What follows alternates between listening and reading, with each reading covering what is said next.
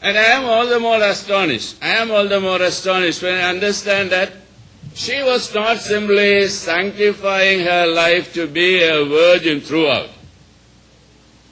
but she was betrothed to Joseph.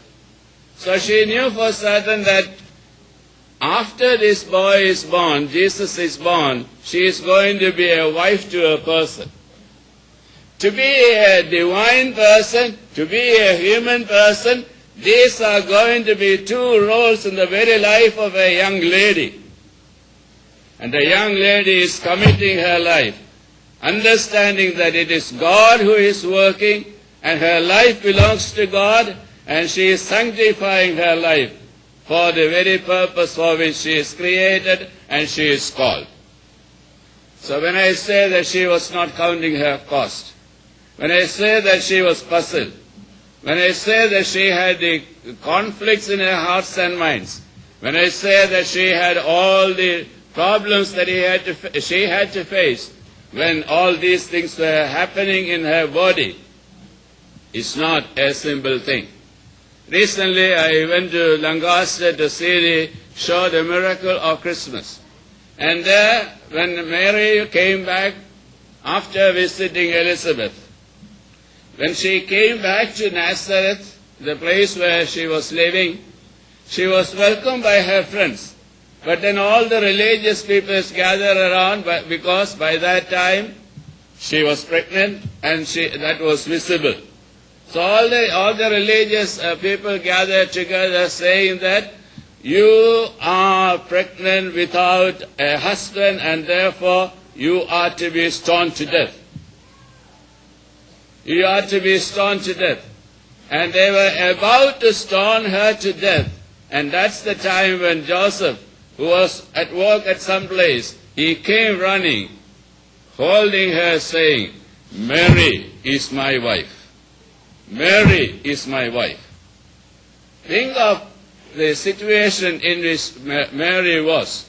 It was a question of life and death. It was a question of all the people in the village where she grew up. The whole community saying, we don't want you. At this point when these things were happening, God intervenes in history. God intervenes in her life. God enables Joseph to go forth and commit himself saying, I am her husband. I take her. This is how the story of Christmas became a reality. This is how the story of Christmas became a reality. Dear friends, today as we celebrate Christmas, though it's a joyous occasion, though it's very easy for us to sing the carols, though it is easy for us to have a skit over here, think about the very life which we have, which will have its pains and struggles when you intend to obey God, commit your life to His will and purpose, and then to see that God's intervention in history, it can happen only when you participate along with the plan of God. Parental responsibility is a point to which we need to draw our attention. Parental responsibility.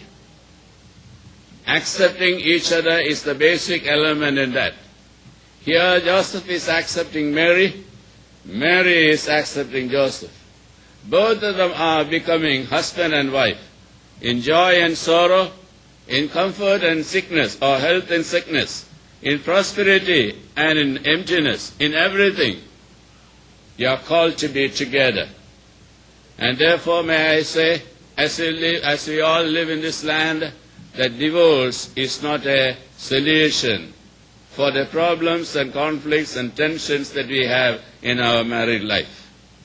Parental responsibilities are seen not only in accepting each other, but also in accepting the children whom God has given to you.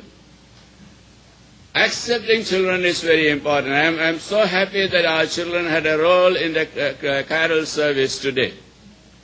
In our homes, always remember that they have a place.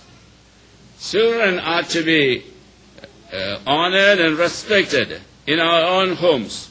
understanding that children are gifts of God. Parenthood, and when we understand that as a divine responsibility, may I tell you that telling the story of Christmas or telling God's event in history to our children is very, very important. It's true that you are all here for the carol service. We are in the church. It's true that tomorrow we are going to have a Holy Communion service. It's true that on Christmas Day you will have something or the other. It's not simply the programs that I am pointing out to you. But the question of whether the parents and the children, do you sit together at home, in your own home, finding time to read the scriptures to our children? Tell about the story of Christmas by sitting under the Christmas tree, which you might have in your own homes, telling them what it is. To put it in other words, if I come to your home and ask the youngest child in the family, can you narrate the Christmas event to me? What will be their answer? That will be the message that they will be giving to your grandchildren. So remember what we have to do today as parents when God has blessed us with the divine gifts of children. There are responsibilities that cannot be done by other people. A father's responsibility is to be done by the father. A mother's responsibility is to be carried out by the mother. There cannot be any other person than the very mother of the child. There cannot be any other person than the very father of the child. So the fatherhood, the motherhood which God has given to you, these are all very, very important. Christmas, it says, God with us. Christmas means God with us.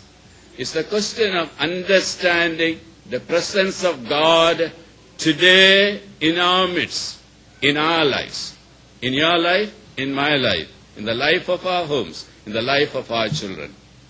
Christmas is not a story that happened 2,000 years back. It's a reality that God is with us in the day-to-day events of our life. To enable us to understand that, to enable the younger generation to understand that God is always with them, that is the crux of the problem. And that's the very message which Christmas is telling us. God hasn't forsaken us. God has decided to be with us. And so He is today part of our life, part of our home, part of our parish. Let us realize that and make it a reality.